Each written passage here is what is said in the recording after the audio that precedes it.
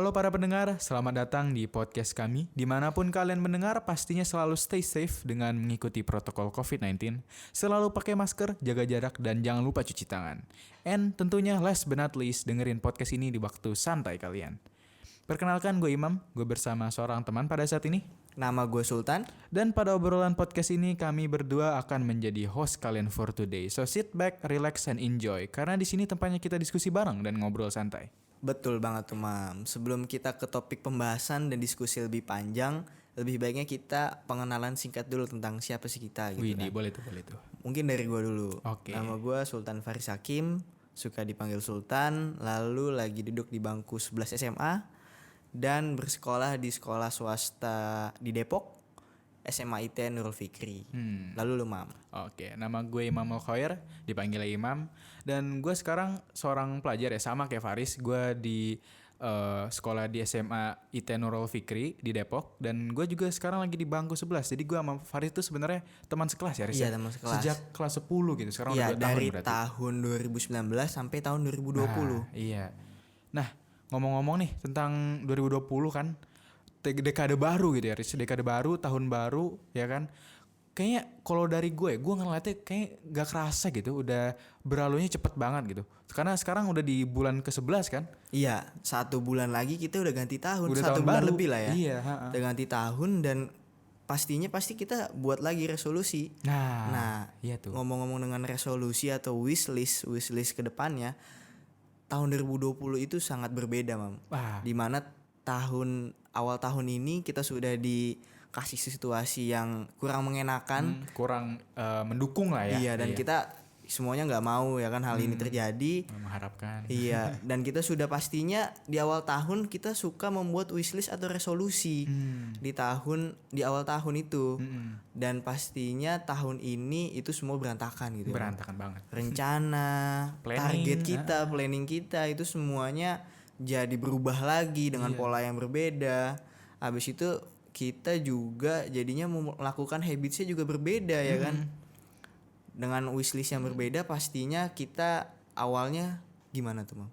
Oh, jadi kalau misalkan yang gue lihat sih ya kan drastis banget gitu ya. Iya. Kita perubahan di 2020 ini, semua yang kita planning, semua yang ini tiba-tiba bukan ambruk ya. Gue bilang kayak tiba-tiba ke cancel aja gitu Iya, kan. cancel aja tiba-tiba. Nah itu pasti kan ada tahap-tahapannya tuh ya kan. Gue ngelihatnya kayak awal-awal ini kita pasti sangat kaget gitu karena sudden banget gitu. Nah gue kayaknya dari yang gue lihat itu, yang lu baca dan lu pelajari dan gue pelajarin di internet itu, orang-orang bilang pas awal-awal munculnya pandemi ini tuh kita kan ke karantina, terus semuanya kayak nggak boleh ada restriksi gitu kan, batas-batasan.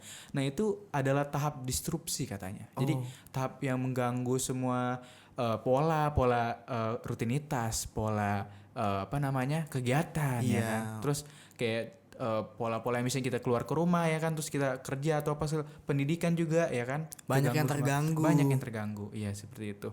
Dan tapi kesini setelah yang bisa ngebikin kita sekarang beradaptasi apa segala 2 itu 2 bulan after pandemi lah ya. Nah iya bisa dibilang kayak gitulah. Itulah muncullah kayak semacam kegiatan atau rutinitas baru gitu. Atau bisa dibilang semacam semacam penyemangat atau dorongan kita untuk melakukan hal-hal yang baik gitu dan mengubah pola tersebut gitu. Iya pola yang baru gitu. Pola yang baru, habits yang baru untuk lagi gitu. Menyesuaikan dan mengadjust kebiasaan kita di new normal ini gitu. Dan pastinya yang tadi kita omongin di awal tadi hal negatifnya menjadi hal positif. Betul banget tuh. Di awal kita panik ya kan, habis itu kita bingung mau ngapain. Lalu yang setelah 2 bulan atau setelah 3 bulan awal-awal pandemi ini kita mempunyai pola yang baru, melakukan hal positif bisa yang baru. Bisa dibilang ada rancangan baru gitu. Ada rancangan baru lagi. Benar. Dan pastinya kita melakukan itu untuk self improvement kita juga ya kan. Berinvestasi pada diri sendiri gitu kan. Atau kita melakukan peluang-peluang atau melihat peluang-peluang yang baik. Dan pastinya kita juga harus mengambil kesempatan dan peluang itu Mam. Wah betul itu men. Dan yang paling terakhir ya tadi personal growth mungkin. Iya dong, personal growth atau personal development gitu ya kata gue. Terutama di masa pandemi ini, di mana kita di rumah pastinya kan, secara waktu, mayoritas waktu kita pasti dipakainya di rumah kan. Iya, lebih banyak lagi. Iya, banyak waktu luang yang sebelum pandemi itu pasti nggak bebas gitu kan. Sekarang gara-gara ada pandemi, kita waktu luang jadi banyak ya kan di rumah. Kita bisa beraktivitas hal-hal yang apa ya, daripada katakan nih maaf, kayak lu mendingan daripada tidur seharian gitu, mending lu pakai waktu luang itu untuk belajar hal baru. Iya, gitu. betul banget. Mencoba hal baru. Iya. Dan kita juga bisa tadi itu menemukan passion. Nah, itu. Ngedevelop passion, terutama orang-orang yang suka yang menghabiskan waktu apa ya, digital gitu atau online gitu kan. Betul. Yang orang belum dapatkan passionnya mungkin bisa didapatkan di waktu sekarang gitu ya. Betul, karena banyak waktu luang, produktivitas kita harus diatur lagi, lebih konsisten. Lalu juga kita bisa dari tadi mencoba hal baru, jadi menemukan passion yang kita sukai dan kita cintai gitu ya, yang kita lakukannya. Setuju gue. Lalu tadi kita ngomongin banyak hal positif nih, dari sudut pandang orang-orang atau yang keseluruhan. Tapi impactfulnya bagi lu ini apa nih? Kalau personally bagi gue ya, gue jadi bisa bikin semacam kegiatan-kegiatan baru. Gue bisa ngedevelop schedule gue yang lebih lebih home intended gitu loh. Jadi buat emang di rumah gitu. Kayak contoh gue, waktu luang gue yang dulunya pandemi lebih sering dihabiskan setelah gue pulang sekolah, kan gue ada aktivitas eskul dan sebagainya kan. Kan sekarang dengan adanya pandemi, waktu belajar di sekolah lebih sedikit, gue ada waktu luang lebih banyak. Gue bisa belajar hal-hal kayak kayak language baru, kayak bahasa baru. Terus gue bisa kayak ngedevelop hobi gue kan suka banget tuh yang kayak di digital gitu tuh. Nah, digital itu gua, art ya. Iya suka gue, apalagi desain. Nah itu gue jadi bisa ngedevelop hobi gue banget tuh waktu pandemi. Nah itu untung buat bagi gue sih gitu. Kalau bagi lo apa, Riz? Kalau bagi gue pastinya passion gue sih, Mam. Dimana kan kalau gue udah dari awal kelas 1 SMA, gue udah nentuin ini passion gue gitu. Apa yang gue sukain dan gue cintai untuk lakuin, gue akan upgrade terus gitu. Keren. Nah pas di pandemi ini mungkin gue pikirnya pas awal-awal aduh bosen banget di rumah ya kan. Apalagi gue orang yang sosialisasi ya kan, bener-bener harus ngobrol gitu sama temen atau ketemu orang. Sekarang di rumah aja ya kan. Apalagi waktu awal-awal kita sekolah pun nggak selalu Zoom kan. Iya ya kan, benar. Yang penting tugas masuk di WA kita kerjakan, kita kumpulin gitu kan. Belum kayak sekarang kita harus setiap kali Zoom.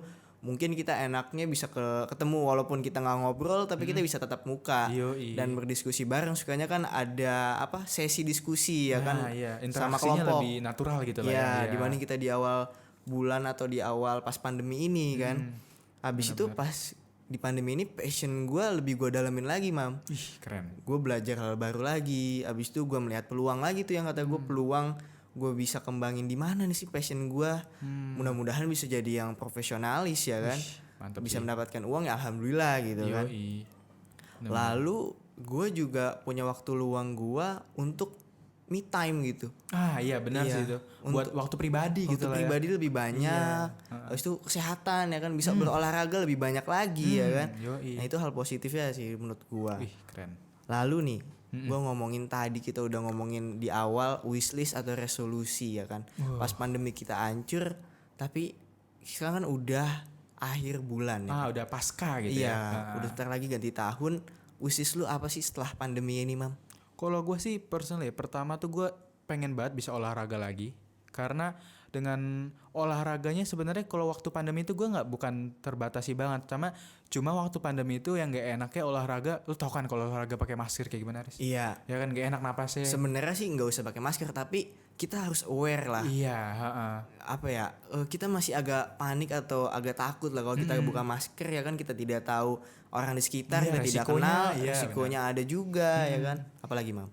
Jadi emang karena enaknya kalau misalkan setelah pandemi itu gue ngeliatnya olahraga, peluang gue bisa melanjutkan olahraga gue yang rutin. Biasanya kan gue suka banget kayak jogging apa segala, dan gue particularly gue suka banget main namanya skating. Skating gue suka. Skating dan apa tuh? Kalau itu hoki ya? Hoki men, seru. Nah terus gue yang gue lihat lagi wishlist gue itu, gue pengen banget bisa ikut lomba lagi. Terutama sebenarnya lomba akademik gitu, kayak lomba debat, lomba apa segala itu gue pengen aktif sebenarnya di lomba kayak gitu. Iya benar banget. Lomba. Kayaknya gue juga ngeliatnya setelah pandemi ini pasti musim-musim lomba gitu, Riz. Pasti ini men, kayak benar-benar lomba tuh bakal banyak gitu, gara-gara orang tuh awalnya ke delay kan lomba-lomba yang biasanya ada di tahun ini, terus jadi ada dipindah ini ke tahun depan gitu Iya, kan. apalagi di championship olahraga, Nah itu. di mana nggak ada penonton, ya kan, nggak ada euforia yang keseruannya itu, ya iya, kan, men, bener banget, sifat berkompetisinya kurang, ya kan, Mam. Yoi. Apalagi kalau menurut lu, Mam, wishlist lu apa lagi? Liburan, Riz. Gue pengen banget bisa rekreasi lagi tanpa ada kecemasan. Nah, itu banget sih. Dimana lu bisa apa ya, menghilangkan penat, refreshing. Bisa ngumpul-ngumpul lagi kan sama Iya, teman-teman. sama keluarga, apalagi sama keluarga, Mam. Widih, Idul Fitri kan kita nggak mungkin salaman, ya kan. Abis itu sholat id aja ada yang virtual, ya kan, walaupun pisah-pisah gitu ya. Iya, pisah-pisah. Kalau di komplek gue itu satu komplek satu masjid gitu, jadinya Gitu. diminimalisir. Oh iya, oke. Nah kalau lu, Riz, apa tuh wishlist dan harapan-harapan yang pengen lu lakukan gitu, kegiatan di setelah pandemi ini? Nah, pertama pastinya gue ingin apa ya, yang sudah gue pelajari, passion gue yang tadinya gue udah dalemin lagi, gue udah belajar kelas online, ya kan. Nah, ini setelah pandemi gue mau mempraktekannya, Mam. Dimana gue mau hunting foto, lomba lagi yang tadi lu bilang itu lu kangen lomba. Mungkin lomba di apa namanya, di online itu banyak, tapi gue yang kangen itu lomba di tempat, dimana foto langsung dikasih tema, tiba-tiba abis itu langsung mikir nih mau moto apa lu, ya kan. Itu seru tuh. Itu seru banget itu, langsung melatih otak, apa nih objeknya, ya kan, apa yang gue harus foto, temanya nyambung atau enggak, ya kan. Abis itu setelah kita sudah banyak belajar pastinya saat pandemi, saatnya kita membuktikan passion kita. Kita improve it gitu ke orang-orang bahwa passion kita tuh ini loh gitu loh. Abis itu kita juga apa ya, kita tunjukkan di jalannya gitu. Lalu kedua yang tertunda pastinya wishlist gue adalah study visit ke Singapura. Widih, keren sih itu. Ya gue mau belajar bahasa Inggris lah, kan gue tahu lu lebih jago dibanding gue, tapi gue mau belajar ke sana, itu yang tertunda. Harusnya akhir tahun ini, malah kayaknya nggak tahu kapan. Ke-delay gitu ya. Iya, ke-delay, jadi nggak tahu kapan. Dan pastinya terakhir yang mungkin lu nggak sangka adalah gue kangen sekolah sih. Waduh, kangen sekolah. Iya, dimana sebenarnya suasananya yang gue kangenin gitu. Iya. Gimana duduk di kelas, ya kan, habis itu ngobrol bareng sama teman. Belajarnya ya. Itu juga, ya kan, itu karena juga. di sekolah online PJJ itu ada apa ya, ada impactnya gitu, kurang ngerti gue jadinya, ya kan. Dimana waktu kan kita berapa kalau sekolah 80 menit doang belajar matematika. Seharusnya kalau di sekolah biasa kita 3 jam mungkin kan, seminggu ya. Seminggu. Dan kita itu juga keteter dengan tugas, belum tugas, dan materinya dipercepat, ya kan. Iya. Pola belajarnya lebih cepat lagi, dan kita harus mengikuti itu, makanya kan. Ritmenya gitu ya, terganti gitu. Iya, ritmenya terganti lagi. Habis itu PJJ, Mam, kendalanya banyak banget kan. Dari luar pasti kan, yang kayak udah koneksi, mau yang wilayahnya kurang inilah ya, pelosok ya kan, kasian banget tuh. Terus device-nya bisa juga tuh. Iya, device-nya yang orang belum punya, ya kan. Itu kasian banget. Apalagi dengan posisi rumah yang mungkin koneksinya belum stabil, ya kan, jadinya terputus-putus sekolah. Iya. Jaringannya, aduh, itu banyak banget sih, Mam. Iya sih, kendalanya emang mengganggu banget sih kata gue. Nah, apalagi kita nanti di masa pandemi, setelah pandemi kita nanti ketemu sekolah lagi tapi dengan cara yang berbeda gitu kan. New normal, ya kan, Mam. Yoi. Kita beradaptasi lagi dengan hal yang baru gitu. Tadi kan kita setelah di pandemi ini kita ngubah pola kita. Pas kita setelah pandemi kita berubah lagi, ya kan, dengan namanya new normal itu kan. Pakai masker, di kelas cuman separuh doang. Kita kan sekelas berapa, 30. Nah, dan mungkin waktu belajarnya dikurangkan juga ya. Jadi pulangnya lebih cepet gitu. Pulangnya lebih cepet, jam 12 udah pulang, ya kan. Dan ya berbeda banget sih pastinya, ya kan. Gradually lah, apa maksudnya, adaptasinya juga perlahan-lahan gitu. Iya, betul. Transisi, benar. Nah, ngomong-ngomong tentang pendidikan nih, Riz, ya kan PJJ semua sekarang belajar semua online online, ya kan. Nah, itu kan gue ngeliat orang-orang yang suka sosialisasi, yang ekstrovert gitu kan, yang suka ngumpul-ngumpul bareng di sekolah, terus kayak ngomong, ya kan, bersosialisasi dengan efektif gitu, maksudnya bukan efektif, aktif gitu kan. Iya. Nah, itu mereka kan pasti bakal dapat yang namanya lack of interaction, ya kan, merasa terisolisir gitu. Nah, itu kalau misalnya menurut lu gitu tuh orang pada umumnya gitu mental health yang terganggu gitu dalam pada umumnya siswa-siswa tuh kayak gimana kayaknya menurut lu gitu? Juga bisa sih kalau dari base experience lu gitu. Kalau gue sih udah baca-baca ya.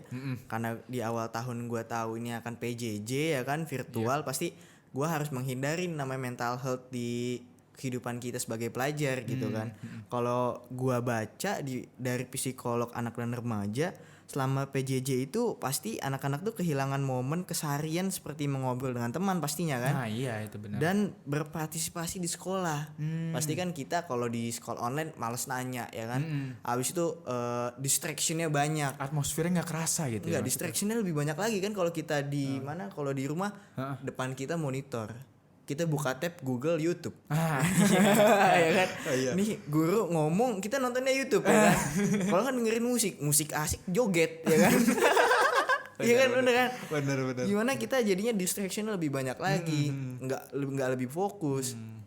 Di depan kita face to face sama guru aja 15 menit aja itu udah alhamdulillah, di awal kita langsung ngerti. Apalagi ini di depan layar yang lebih mata kita lebih capek lagi gitu kan. Benar sih, man. Dimana fokus kita gitu ya. Lebih cepat hilang fokus pastinya. Habis itu selama tergoda dengan musik ya kan. Selama penerapan PJJ di rumah pasti timbul juga perasaan tadi kata lu terisolasi. Ya kan? Isolisir. Iya benar, karena mungkin terikat beberapa larangan serta batasannya gitu kan. Sebagai murid kita nanya lebih lebih tertutup gitu kan, lebih karena padat ya kan waktunya, jadinya aduh males deh nanya gitu kan. Padahal kita belum ngerti ya kan. Iya. Kita nanya ke chat temen, bro ngerti nggak? Enggak. Habis itu orang juga banyak yang frustasi karena mungkin salah satunya internet. Iya benar-benar. Ya kan? Kita lagi belajar asik-asik, gurunya asik, ya kan? Kita udah ngerti, tau-taunya internetnya nge-lag. Itu iya kan? Gelibet sih gua. Abis itu the part of yang penjelasan akhirnya yang harus kita dengerin, tau-taunya kita nggak tahu gitu kan. Dan kita udah, apalagi kalau jaringan, apalagi sekarang kan orang pakai wifi semua, satu kompleks, satu router ya kan, satu provider. Ya gimana ya kan. Ini orang jam 7 pagi udah buka laptop, buka Zoom semua. Ya kan kalau kita nge-lag satu, mau nelpon ke customer service sibuk ya kan. Pastinya gitu kan. Nah makanya pastinya itu juga jadi kendala. Kendala di mana pelajar itu, waduh itu sih parah sih kalau udah koneksi itu kita udah lagi ketinggalan materi ya kan. Materi, tugasnya numpuk ya kan, kita ngupload ke GCR atau Classroom ya kan medianya susah ya kan, jadinya orang jadi malas sekolah akibatnya ya kan. Duh gua sekolah cuma nonton YouTube aja deh gitu kan. Mendingan lihat dari YouTube daripada Zoom kan. Jadi makin lama makin orang males gitu. Apalagi anak SD yang gue lihat dari adik gua adalah dia adalah masa-masanya bermain, Mam. Nah, masa-masa bermain itu tidak didapatkan di kelas PJJ ini, di mana dia harusnya berinteraksi, bersosialisasi di sekolah bersama temannya, bersama guru gitu. Dia belajar lebih lebih intensif lagi gitu kan sama guru dan temannya. Lalu dikasih PJJ di depan laptop doang. Ya kan?